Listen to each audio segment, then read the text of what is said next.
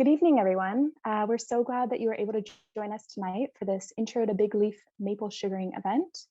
My name is Grace, and I'm a Forestry Extension Coordinator for the Puget Sound area. Also here tonight is Kevin Zobrist, who serves the Puget Sound area, and Patrick Schultz, who is based in Olympia and does sap collection and syrup processing at the Myers Point Field Station. And this is an introductory course, but some of you may have some experience with sugaring, so please feel free to share any insights or words of wisdom in the chat. And thanks so much for being here, and I'll pass it off to Patrick. Awesome. Thanks, Grace. Yeah, welcome everybody. Thanks for joining us this evening. Hopefully you're either eating dinner or happy to be skipping dinner for a little while to learn about big leaf maple sugaring. We've seen a lot of excitement around this topic in this area. I always get lots of questions. I think that's for good reason. It's a lot of fun. There's obviously a delicious treat at the end of it, but there is some work to do. And so I'm going to be covering just about the whole process, but as Grace said, it's introductory. So, I mean, realistically, we could probably have an hour course on each one of these bits here. But we're going to cover everything just to get you started. And I'm also going to be talking about some regional context and efforts at the end, opportunities down the line where you might be able to participate in some hands-on workshops and maybe go into a little bit deeper dive into some of these topics.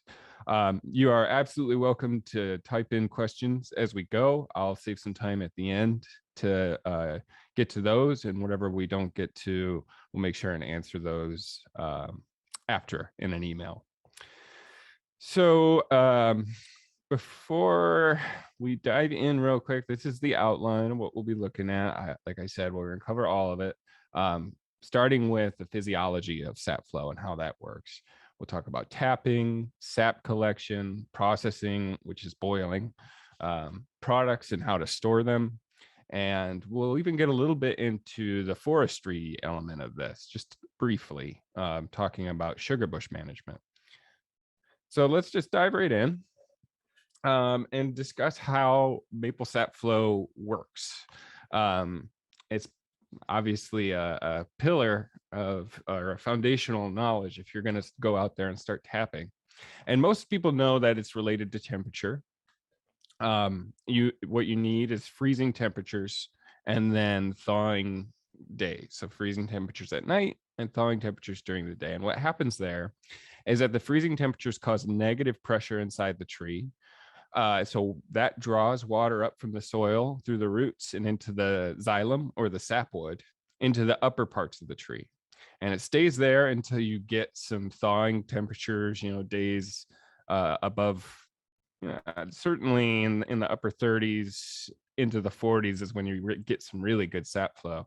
And that's because the sap is starting to move downwards. And because there's a higher relative pressure inside the tree compared to outside of the tree, it pushes the sap out through that tap hole that you've created. Not everybody knows that this particular physiological mechanism is actually pretty unique to maples and a handful of other species. And one of the reasons for that is because there's actually gas in between those xylem cells, whereas in a lot of trees, there's water in between those cells. And it's important because we know that gas contracts when it's frozen, and that's where that negative pressure comes from, whereas water actually expands when it's frozen. So it's the inverse. And that's why we really take advantage of this in maples. The other part about maples is that they tend to have a lot of sugar available in this process. And that's what we're really getting down to when we make syrup. So what's in the sap? Well, lots of water, 97 to 99% water. But there's other stuff. Obviously, there's sugar, as we mentioned. It's mostly sucrose. But there's minerals, vitamins, and amino acids too. So it makes it a relatively nutritious form of sugar. I mean, no, it's not an excuse to just go and eat nothing but syrup, but certainly maple sugar has more minerals and vitamins, good stuff compared to your traditional cane sugar or high fructose corn syrup, that kind of stuff. So one of the first questions I always get when we're talking about this is, does taking sap hurt the tree? And the answer is technically yes. And a good comparison would be the way that we would give blood or have blood drawn for any reason. It doesn't particularly feel good, and it's not necessarily good for you, but ultimately doesn't amount to that much in the end. The tap hole itself is similar to a pruning wound. Trees are capable of healing themselves from that. And we'll actually talk about how that plays into sugar bush management and tapping in the future. And then, of course, taking these nutrients from the tree, technically that's what we're doing. It really doesn't amount to that much in the end. My understanding from studies, particularly back east, where the maple syrup industry is much bigger, is that really it comes down to about a 5% growth loss over the lifespan of trees that are tapped compared to trees that aren't tapped. So really, we're not talking a whole lot of damage here. It's really pretty minor as long as you're doing it correctly and according to best management practices, which is what we'll discuss today. So the first step, if you're gonna get involved with this, is finding your sugar bush. Your sugar bush is it's a term again from the eastern U.S., which is just where your maples are, where you're out there tapping. But I really like that term, so I use it. And in order to do that, you have to be able to identify our best candidate for tapping, which is big leaf maple. We do have other maples in Washington. We've got vine maple and Douglas maple, which isn't very common. Vine maple doesn't really get to size for tapping. So big leaf maple is really our best candidate because it's just so common and it gets to a good size. So most people know how to identify it by the leaves. It has the traditional maple leaf shape, right? Kind of palmate with this fingers and deep lobes. Big leaf maple has particularly deep lobes, these crevices here. Of course, true to its name, it's also huge, often 12 inches or more across. So it's a pretty easy way to tell it apart from other maples. It's dark green on top, pale below. These leaves are also oppositely arranged. So you can see that on these buds here, they're directly opposite of each other on the twig, as opposed to alternating down the stem. And that's a really good way to tell it apart quickly from red alder during the winter when there's no leaves. But you should also be aware that there are one of our other native hardwoods, Oregon ash, is also arranged opposite. So you have to take more than one thing into account when you're IDing. The flowers are greenish yellow hanging clusters that come in the early spring, really important for pollination. They're also edible, go great on salads. So lots of great things about maple. And they develop into the two-winged samaras, which is the helicopters that everybody affiliates with maples. And the bark is grayish brown, kind of hard to ID by the bark unless you're someone that stares at trees all day, like I do. But it's smooth when it's young, and then it gets grooved as it gets older. So once it's 30, 40, 50 years old, it starts to develop these grooves, but it's pretty smooth when it's young.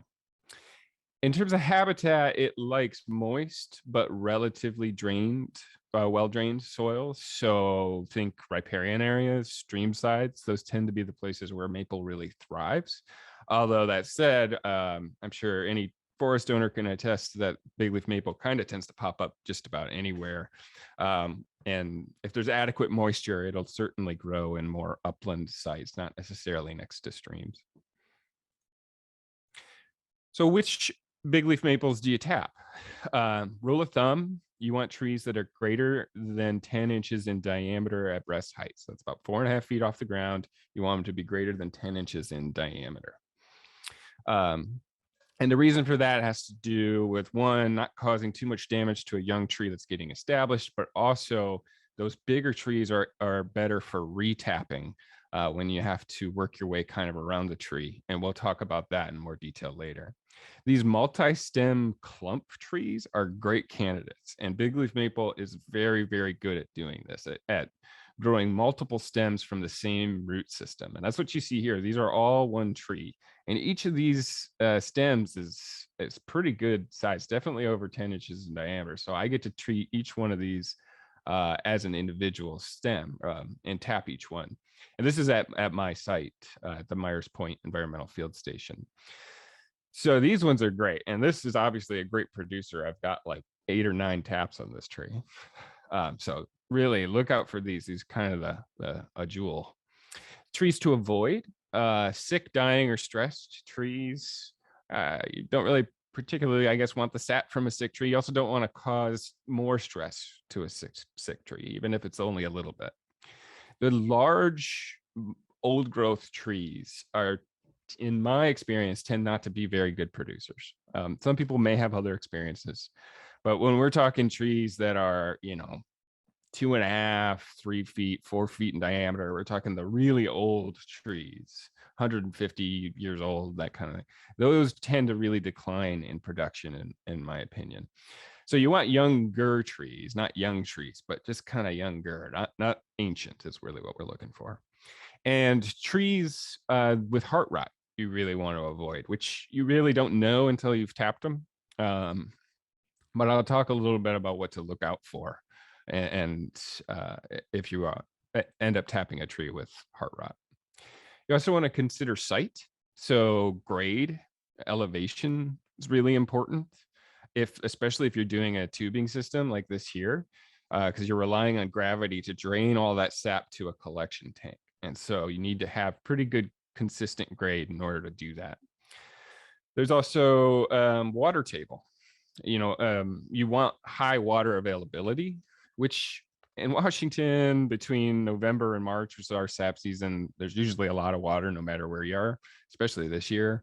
But those sites that have a little bit higher water table tend to do a little bit better in terms of sap production. So the basics of tapping. First things first, you have to think about timing. So as I said, our season is November to March generally. It could, depending on where you are, really, it depends a lot on where you are in terms of latitude and elevation when you're starting to get those freezing nights. Could be as early as October and it could go as late as April. But generally speaking, that November to March is the sweet spot. I'm in the lowlands on Olympia, right on the water. So I'm more December to like midway in March, really, when my season is.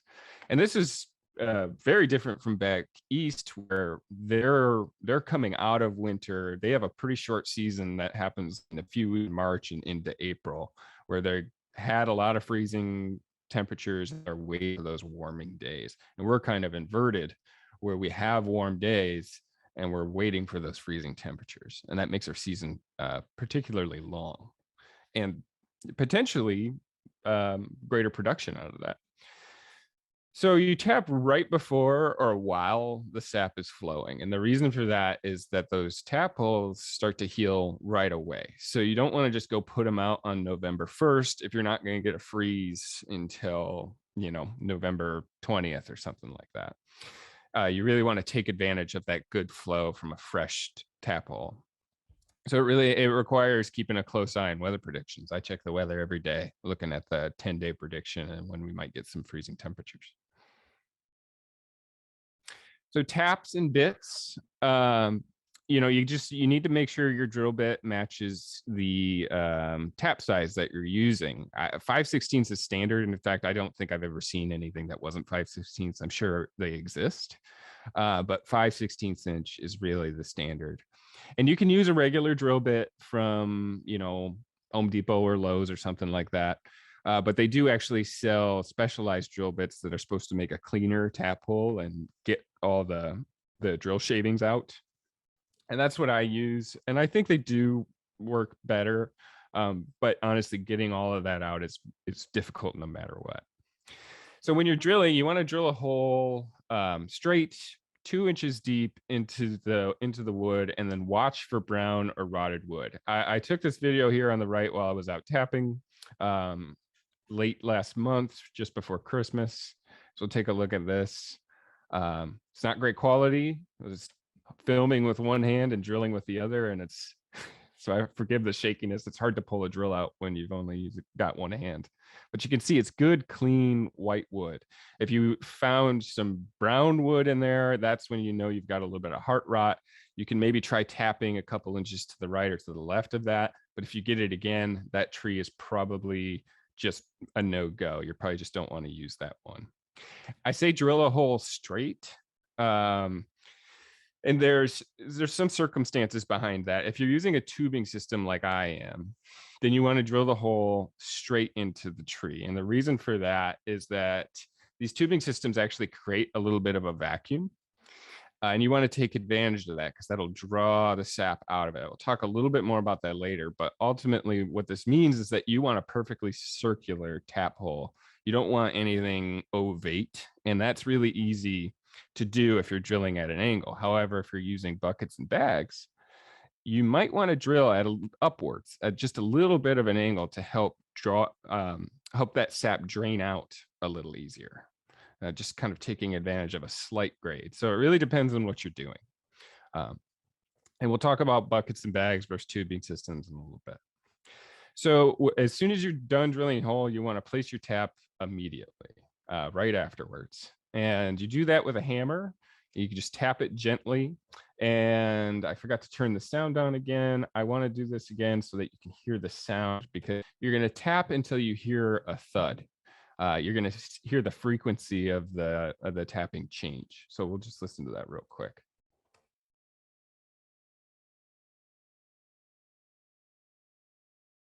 Right there, you can see a little bit of a change in pitch, and then you can start to see some sap flowing out. And you just know that you've got a tight, secure, the spile is secure in the tap hole once you hear that thud. In terms of taps, Hey, Patrick. you've got a lot of, oh, sorry. Patrick, we're not hearing the audio. Did you check the box of share audio when you went to share your screen? Ooh, maybe I didn't. Do an unshare and a reshare with the audio, and then because we'd like to hear that. All right, yeah, I'll go ahead and do that. Share. There we go, clicked it. All right, we'll try this again.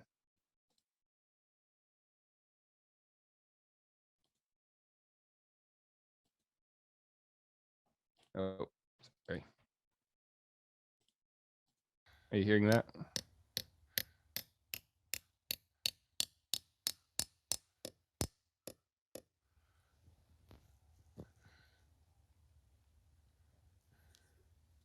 So were you able to hear that, Kevin? Yeah, and will you play it one more time for us? Sure. All right.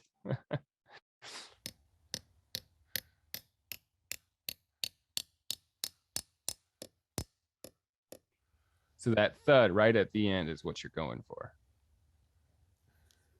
And hopefully you all could hear the change in the frequency.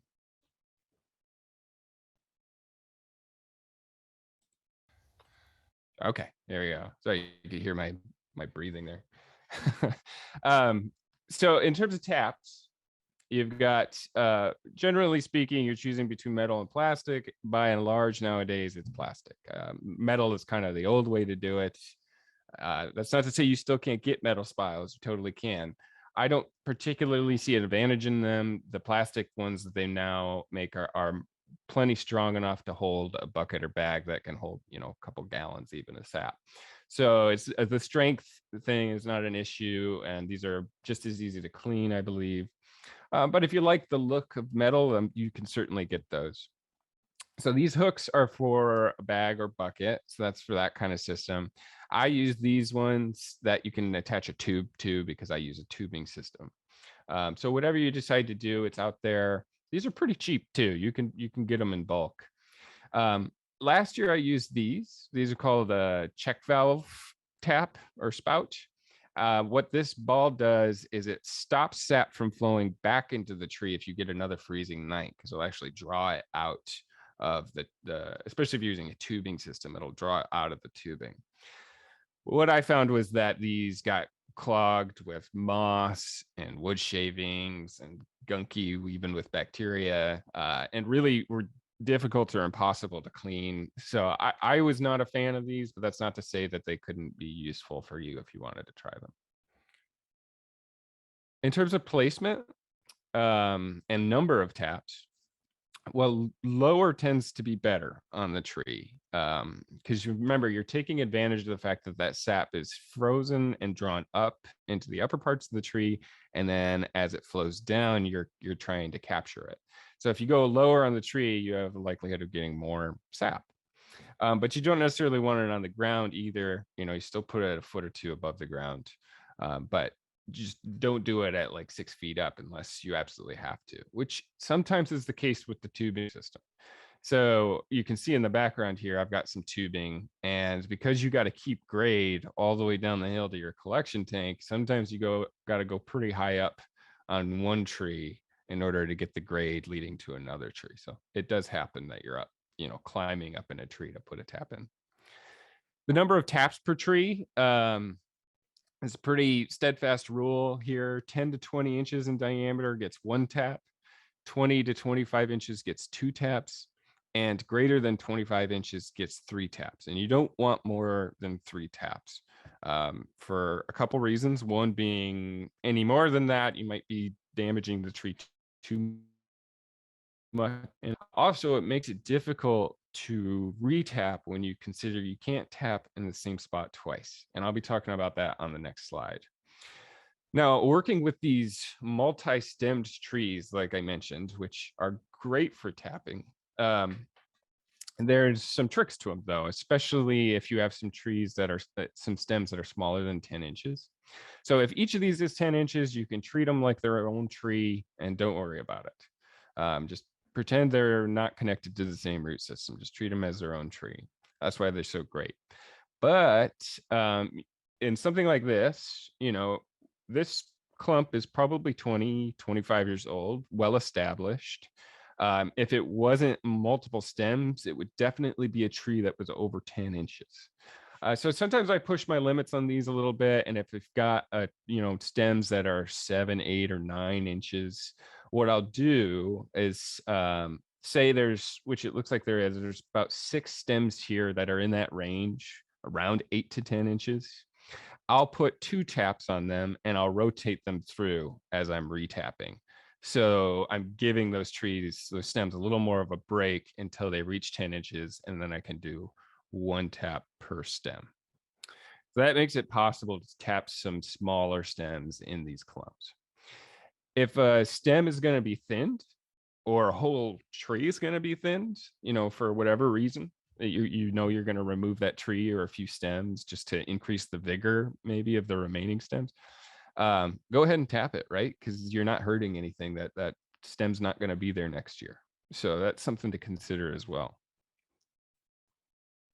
So retapping, I've mentioned this a couple times now. It's a really important component of tapping maples. You have to keep the future taps in mind at all times, because as I mentioned, you can't tap the same spot twice. And the reason for that is that trees heal. Some of you are probably familiar with the phrase that people heal, trees seal. So trees heal by sealing. And what you can see here is old tap wounds that trees have just completely sealed off, in the same way that you might amputate a limb in order to stave off an infection. And certainly they used to do that a lot more in the old days. That's what the tree is doing here. It's just isolating it. And this is no longer active sapwood. And you can see from this cross section, the scar isn't that big. It's pretty concise. But if you look at the vertical cross section, you can see that sealing goes up, 10 or 12 inches up or down. So that's why when we say you're retapping, you want to go 1 to 2 inches to the right or left, or 10 to 12 inches down or up. I really recommend going 1 to 2 inches to the right and working your way, or left and working your way around the tree. And then ideally, by the time you work your way all the way around, there will be enough new sapwood here that you can, so 2 inches, 2.5 inches of diameter growth, that you can go and actually retap technically in the same place, because you won't be tapping into this old tap wound.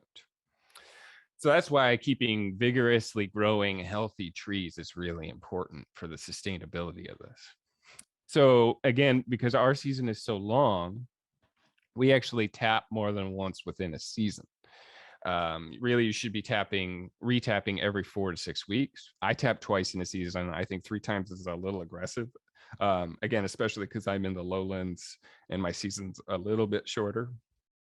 So I tap usually right before Christmas, and then again in the 1st or 2nd week of February, and I ride that out through the rest of the season. And that allows me, a little more leeway in working my way around the tree. 3 times in a season is kind of a lot, and so you have to keep that in mind. But if you got really fast growing trees, big leaf maple grows pretty fast. It can tack on a lot of diameter growth. It might not be a problem. So how many taps and trees will I need? That's one of the big questions I always get. And the answer is, it depends. It's a very unsatisfying answer.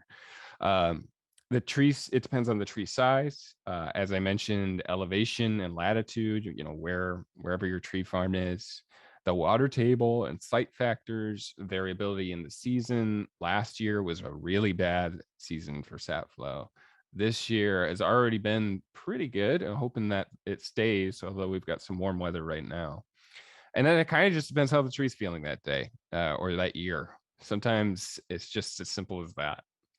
So I put together a pretty conservative estimate of 30 taps, and saying you can expect 6 gallons per tap over the season. So that's about 3 really, decent sap flow events.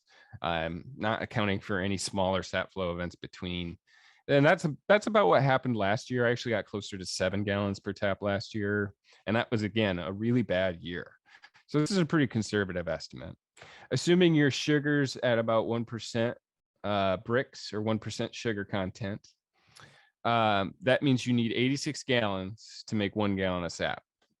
So 30 taps means 180 gallons of sap, means 2.1 gallons of syrup. So you kind of work your way from there, knowing that this is a very conservative estimate. But 2 gallons of big leaf maple syrup is nothing to shake a stick at. It's actually worth several $100s because the big leaf maple syrup is such a unique product. And we'll talk about a little later how it's more of a cooking grade syrup that you can make it go a little farther by reserving it for that kind of stuff. But we talked in the morning session about how it's also still really good on pancakes. I would also say this is a great reason to join your neighbors. We'll talk about kind of the labor that goes into processing the sap in a second. That's a great time to have your neighbors there to help, throw firewood into the evaporator and combine your efforts and get the most out of what you have. So sap collection is a really critical part. There's a lot of ways to go around it. I've already mentioned some of them. The buckets and bags is really the traditional way that people get started. And there's absolutely nothing wrong with that. It consists of hanging buckets or bags directly on the spile, or maybe having a little bit of tubing that drains into a bucket on the ground. That's an option as well.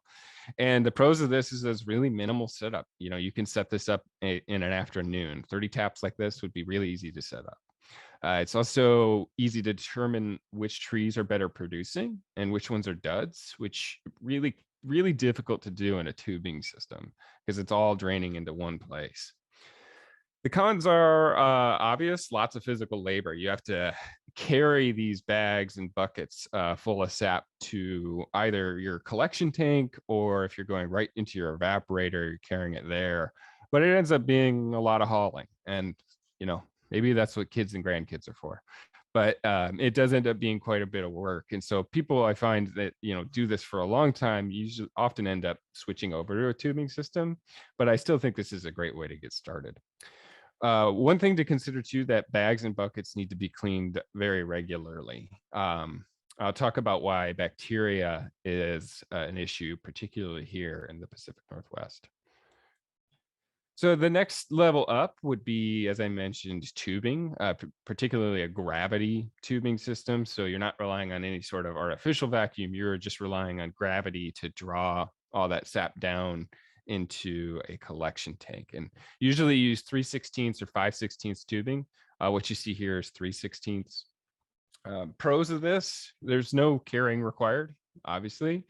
Goes right to a tank where you can just fill up your bucket and dump it into your evaporator, which is really nice. And it can improve sap flow actually through natural gravity vacuum. So what that means is if you have a tree at the top of your line and all the way in your tank down at the bottom, if there's a good elevation difference between them, about 30 feet or so, you start to see some natural vacuum. The sap flow actually ends up pulling more sap from the tree. So you actually see an increase in sap flow. It's just pretty cool. And I would say it's actually comparable to buckets and bags. We got 800-foot rolls of this 3/16 tubing for like $30 this year. You have to invest in some tools, the connector pieces and things like that. And then you have to invest in a tank, but some people are already going to invest a tank even for buckets and bags. So if that's the case, I'd say maybe consider switching over to tubing or trying buckets for a year and then going to tubing. But I think it's pretty comparable. Cons, it does require some setup, also maintenance and monitoring, because as these things are flowing, sometimes they'll get clogged up with like wood shavings from your tap holes. So you got to go out and make sure they're not blocked up. I do that once a day when the sap's flowing. It also requires good slope, and the collection tank has to be at the bottom. So if your evaporator's at the top of the hill, and your collection tank's at the bottom, then you're doing some hauling anyway, and that's not a lot of fun. So I actually did that last year. So the sort of the ceiling, I guess the commercial grade collection system is through artificial vacuum, and that's what you basically just a tubing system connected to a bigger main line, which is what you see here. This is 3/4 inch tubing. And then you attach a high power vacuum to it, which not only improves sap flow during freeze thaw events, but it actually allows you to collect sap without freezing temperatures. It is literally sucking the sap right out of the tree. This is a low power pump here that I have at my site just to overcome I don't have a whole lot of grade at my site.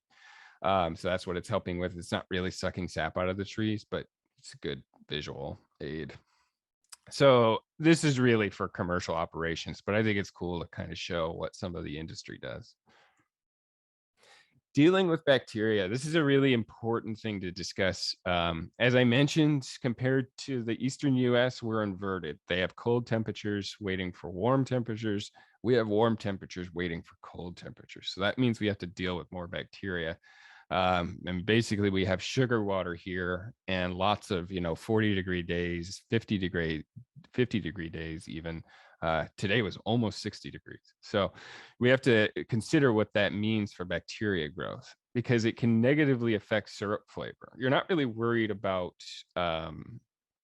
food safety, because you're going to boil this to the point where nothing could live through that, but it will affect the flavor. And most of the stuff I made last year, I think had some bacteria in it because it has kind of an acrid, bitter taste. It wasn't terrible by any means. It was still edible, but you could definitely taste it in there. And you want to avoid that, at all costs. You're putting a good amount of work into this, so you want to make a good product. And ways to avoid that would be processing the sap immediately. Don't let it sit for more than a day or two when you have warm temperatures, especially like we did today. So if the temperatures are sticking around and low, like mid to upper 30s, that's not terrible. You can get away with waiting a little bit longer. But if you're getting in the 40s up to the 50s, then that stuff is going to start to turn pretty quickly, and you'll be able to actually smell it. It doesn't smell awful or anything, but you'll know when the sap's starting to go bad. So you can also use a stainless steel tank for collection. This is my tank. It's a pretty big one, 600 gallons, kind of pricey, but you could find smaller tanks. Even 55-gallon drums are not a bad idea for this kind of thing.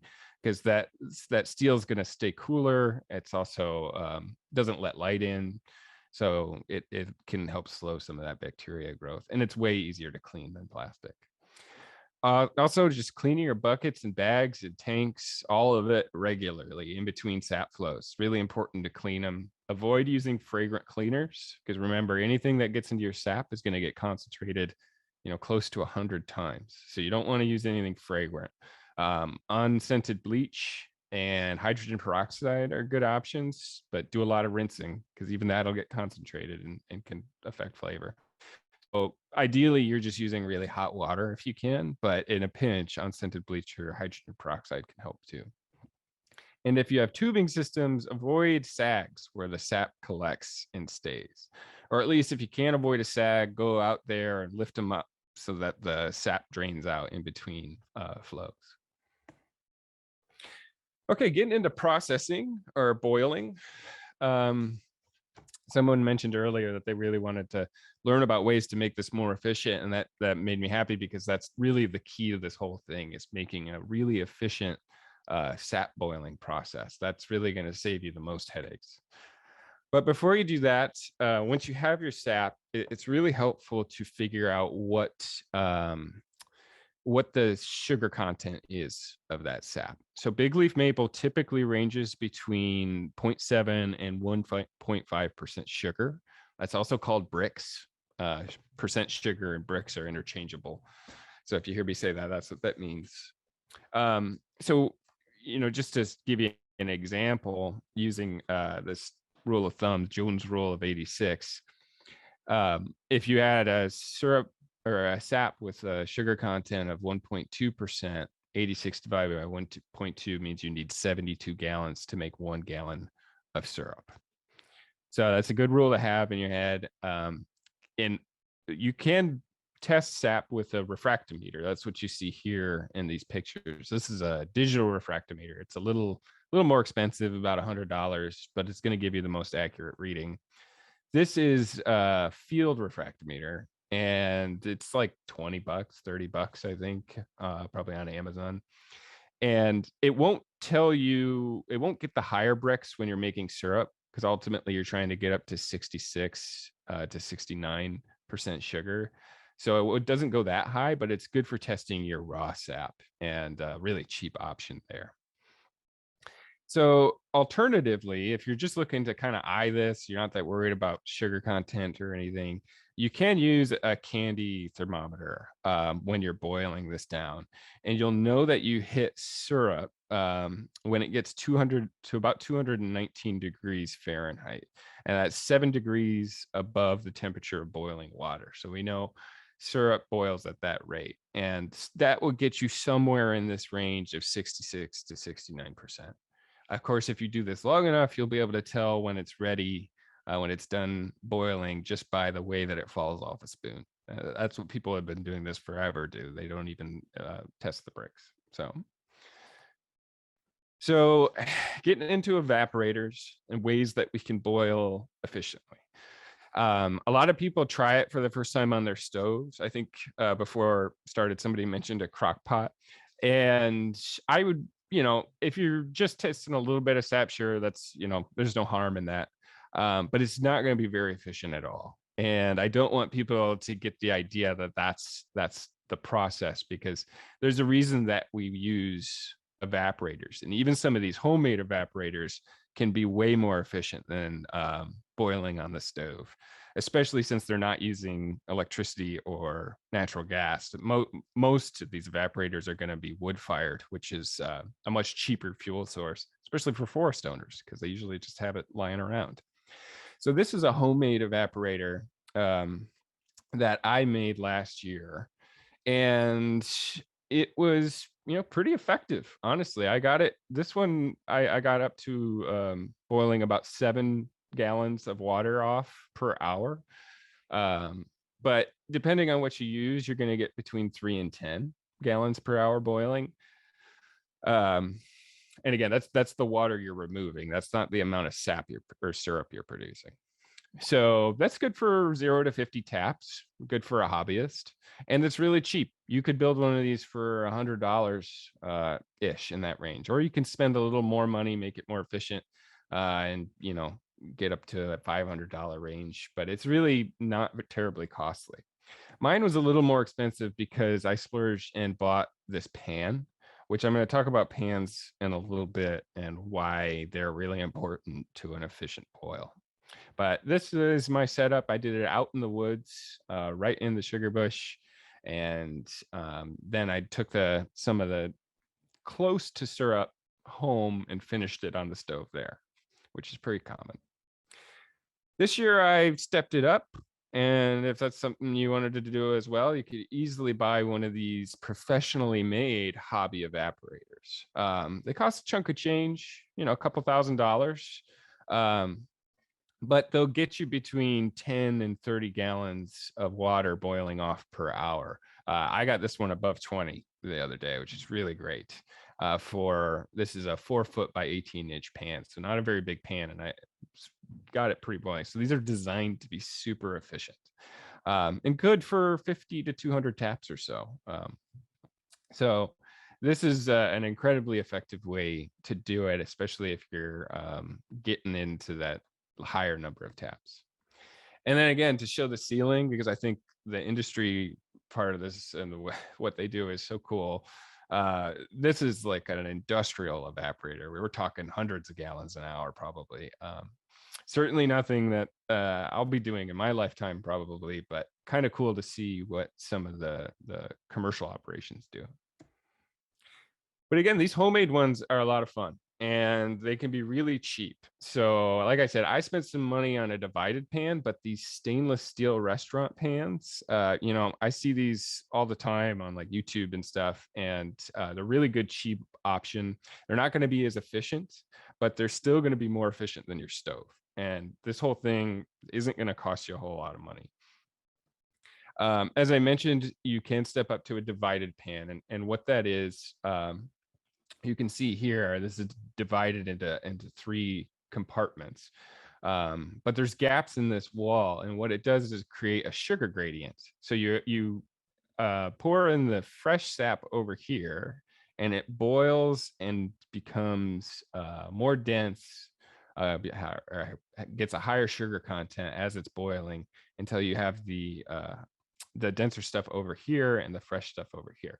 So this creates a more efficient boil, rather than just boiling it all in one big pan. And this is the same one as my hobby evaporator. It starts over here, you pour in the fresh sap, it's boiling, becoming more dense over here, until eventually it ends up in this pan up front, which is the stuff that's closest to syrup.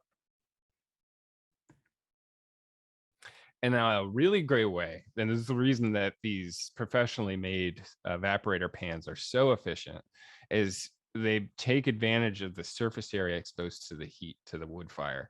And that's what you see here. There's sap in all of these runs, and all that extra surface area gets that sap boiling really quickly. On my old pan, sorry, this one here, this would take a really long time to get up to boiling. I mean, it'd take at least an hour just to get there. But on this one, it's maybe 10, 15 minutes and it's boiling. Whatever you're using, though, really important to clean regularly. Got to take care of that, the stainless steel. You don't want that to erode, especially if you're spending good money on the pan. Oops, sorry. As I mentioned, firewood is best fuel, especially at the hobby scale. As you're cooking this on your evaporator, it's important to watch out for foam buildup. And it's pretty easy to get rid of. You can just use a slotted spoon and kind of watch it to remove it. You can also spray a little bit of vegetable oil, and that usually kills the foam pretty well. Some maple syrup suppliers sell their own defoamers, and that's an option as well. But what that does, though, is it can create a bitter flavor in the syrup, so you want to watch out for that. Other ways to increase efficiency is to warm the sap before it enters. You can also insulate the stove with ceramic wool and fire brick. So talking about finishing, filtering, and storing, typically though, you're not bringing it all the way to syrup on the evaporator. As I mentioned, you're getting it up there in the 30 to 50% Brix range, and then you're finishing it on the stove, because you want to be careful. You can't actually burn sap. You can overcook it. So you want to be able to have a little more control over the heat, and that's why you're doing that on the stove. You got to keep a close eye though, and especially watch out for foam during this process. If you get enough foam buildup that it covers the whole surface area, then it's going to set off this reaction and you're going to just have syrup everywhere. I did this the other day and it was an absolute mess. But once you get to that magic number, somewhere between 66 and 69 or 219 degrees Fahrenheit, that's when you take it off and you want to filter it immediately so that it filters easily. And what you're filtering out, you'll see it right away. It's kind of a cloudy brown mixture. It doesn't really look like that nice amber syrup that you see at the store, because you need to filter out all this sugar sand, which is a result of boiling. It's kind of minerals and some sugar kind of bind together. So you want to filter that out. And then, and I really recommend these cone filters. They're pretty efficient at doing that. I tried using just coffee filters last year. They don't do that great of a job, but these are cheap and reusable, and you can order them from a supply shop. So really good option for that. In terms of storing, there's a couple options. Some people just put it in the fridge. They say it'll last up to a year. I've not had that luck. I think that you start to get some mold after 3 or 4 months, but maybe the syrup won't last 3 or 4 months. Most people eat it pretty quick. So that's an option as well, just throwing it in the fridge. But canning is really quite easy. After you're done filtering, you can just bring it up to 190 degrees Fahrenheit. You don't want to get it higher than that, because then you might start to get some of that sand again. But you get it up to 190, and then you can pour it into some of these mason jars, and then it'll create its own seal as it cools. So kind of standard canning stuff. And if you do it in glass, it'll last several years. You can also just throw it in the freezer though. If you've got freezer space for it, it'll last a really long time, and putting it in the freezer doesn't affect the flavor at all. So there's lots of other maple products besides syrup. We all love syrup, obviously, but you can keep boiling and go for sugar. I did this week. That's pretty cool. Really easy to store that way too. But there's lots of other stuff. Maple candies are delicious. Maple barbecue sauce. I've had maple cotton candy and I love that. Thinking about buying a cotton candy machine. It's so good. Some people just drink the maple water. You still want to boil it, and then kind of bring the sugar content up a little bit, but some people really like that. And then I love it. It's great in a cocktail, and you can also make maple wine. I'm trying to brew maple wine right now. And the beauty of that is that you only have to bring it up to like 25 to 30% sugar. So you make your sap go a little bit longer by doing that. And I know I'm running a little bit late, but I'll just talk about this quickly. In terms of sugar bush management, just thinking about the future, it aligns very well with just traditional good forest management and thinking about forest health. You want fast diameter growth, that means more sapwood to tap, right? So good, healthy, vigorously growing trees. As I mentioned, the youngest trees are better than old trees. And by that, I just mean those old ancient trees really aren't that great of producers. And I've got a few of those here. You can see that one there. That just, they don't produce very much, but they're old and beautiful, and there's no reason to tap them anyway. Just give them a break. That's what I think. Coppicing is a great way to increase the number of taps. So coppicing is purposely cutting a tree like maple that stump sprouts vigorously for those stump sprouts. So you're kind of doing that on purpose, and then you go back and you select some of those stems that you want to keep. Likewise, thinning and thinning out some of those those multi-stem trees. That's a great way to increase growth and vigor. So last thing, I just wanted to talk a little bit about some of the effort going on in the region. This is by no means a new thing in this area. A lot of people have been doing this at the hobby scale for a while. I shouldn't say a lot of people. It's kind of a small group, but people have been doing it for a while, certainly. But there's a little bit of momentum going on right now. And part of that is because the University of Washington got some funding few years back to do some research on this, and they're examining ways to maximize production, best management practices, right? Like dealing with bacteria and determining overall if this is a commercially viable practice for forest owners that might want to get interested or might want to get involved, at an industrial or commercial scale. It's particularly good for, riparian buffers that are, restricted from harvest, and could be a way for forest owners to still provide some income from those.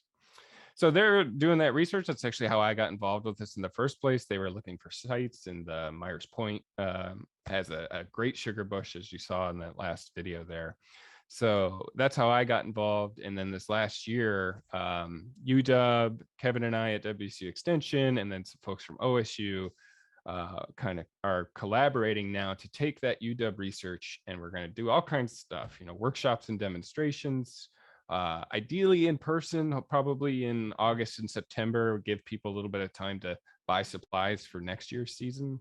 So we'll do some hands-on stuff, get to do a little bit of a deeper dive on some of the things I've talked about today.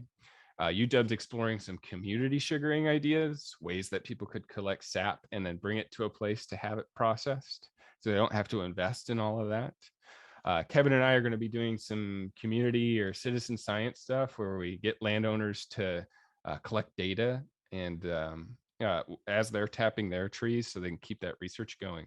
And there's even talk of a maple syrup festival, obviously COVID allowing, but that would be a whole lot of fun. So hopefully over the next couple of years, you'll see a lot more stuff going on in the way of maple syrup. All right. So just a tad over, I wanted to give 10 minutes or so for questions, but I'm happy to take those now. All right, so we're going to go into questions, and we're going to start at the top of the chat, and I'll just ask them to Patrick. And if we don't get to your question during the time that we have tonight, then we'll write it up and send it to you in a follow-up email with a link to the recording as well. All right, so the first question is about angled versus straight spiles. And they're just asking which one is better, or? Must the sides of the spile be angled? Yeah, like a comparison between angled and straight sides. Sure. Yeah. So as I mentioned, it depends on what your collection system is. If you're using buckets and bags, it actually is recommended that you drill upwards at just a little bit of an angle so that the sap drains down out of the tree. It doesn't have to be a steep angle by any means, just a little bit, just enough to get it to drain. If you're using the tubing system, like a gravity tubing system, you really don't need that extra draining. You want it to be completely straight so that the drill hole itself is a perfect circle, and you get that tight seal around the spile, and that contributes to some of that natural vacuum if you're able to get that. So that's why you do it straight for tubing systems and possibly angled for buckets and bags. Great. Someone would like to know if you have any information about tapping alder. I don't. It's a good question. Alder is not one of those trees, at least not as far as I know, that has that gaseous space in between the xylem cells that I mentioned at the beginning, which is the reason that maple is such a good candidate for sap flow. But, there are other species that have different mechanisms for sap flow, like birch, for instance, has sap flow, and it's based entirely on root pressure. So I really don't know alder. I haven't tried it. I probably should. I've got plenty of it out there just to experiment. But I guess I can say I've never heard of anybody doing it. Great. Next question, do you tap at breast height? It depends. You lower is better when tapping, because you're trying to take advantage of the sap as it comes down the tree after a freezing event. So if you go a little lower on the tree, you might be able to get a little more sap, but you still want it a foot or two off the ground. So if you're using buckets and bags, you get to pick wherever you are on the tree. But if you're using a tubing system and you have to keep that grade, sometimes you don't get a choice. Sometimes you have to go really high on a tree in order to get the grade lower to the tree next to it. And I've been in that situation where I'm drilling above my head just in order to get that grade. So I guess the answer is it depends. Okay. Does the tubing need to be held above the ground?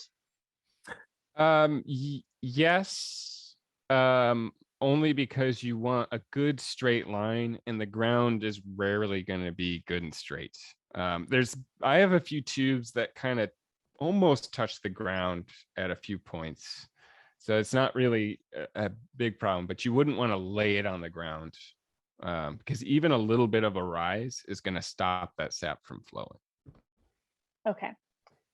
And this person asked specifically about rodents. Have you experienced that as an issue, being close to the ground? Not even because it's close to the ground.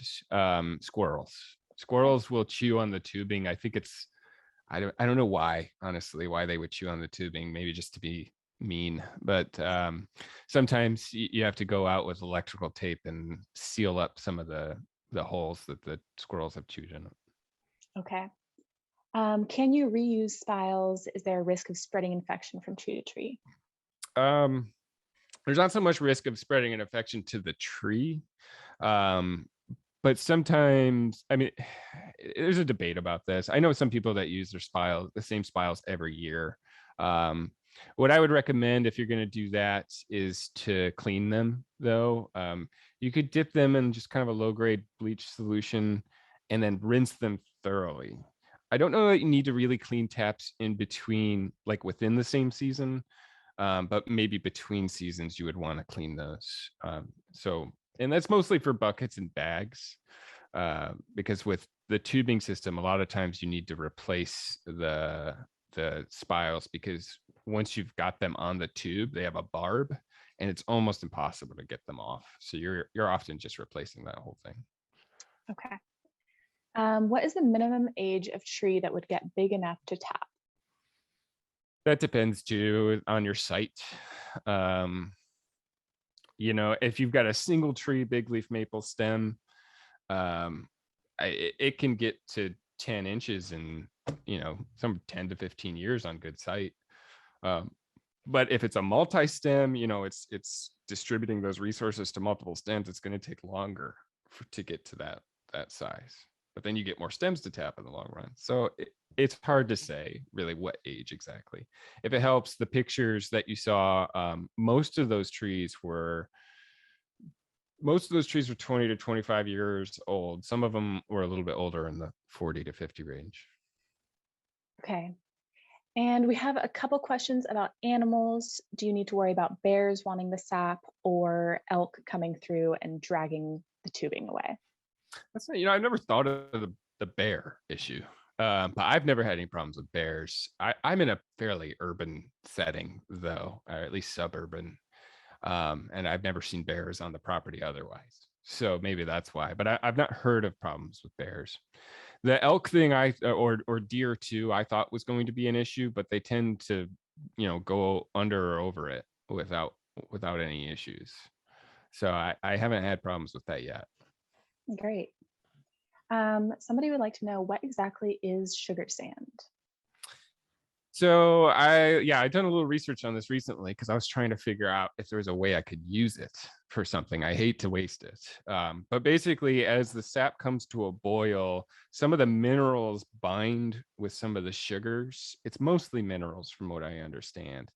So like calcium and stuff like that. And then it won't ever dissolve at that point. And that's what makes your syrup really cloudy when you've finished it.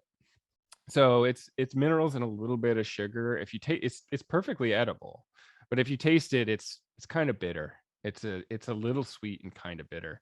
And I think for that reason, most people don't really end up doing anything with it. Can you water bath can, or do you need to pressure can? So I'm not certified in food safety by any means, but the industry standard for this is actually just to get it up to 190 degrees Fahrenheit after filtering. So you put it back on the stove to 190 degrees, and then you pour it into your jar. And what they do is they actually they put the cap on, and then they flip it over for a few minutes to sanitize the top side of the lid.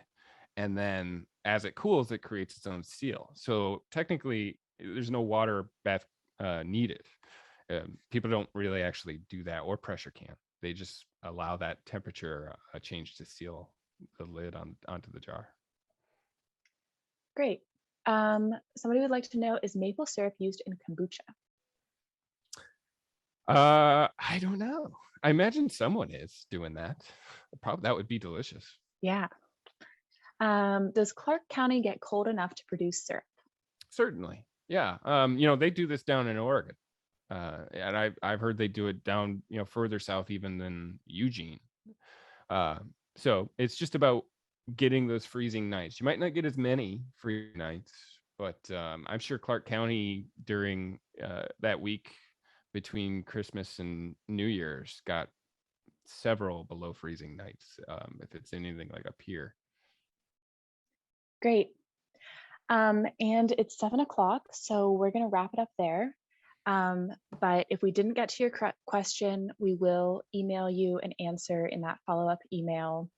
And if you have any last minute questions, you're welcome to put them in the chat now, or you can email Patrick or Kevin and they'll get back to you about those. And I think that's it. Thank you so much for joining us. Thanks for your questions, and hopefully we'll see you at our next event, and enjoy the rest of your night. Thanks, everybody.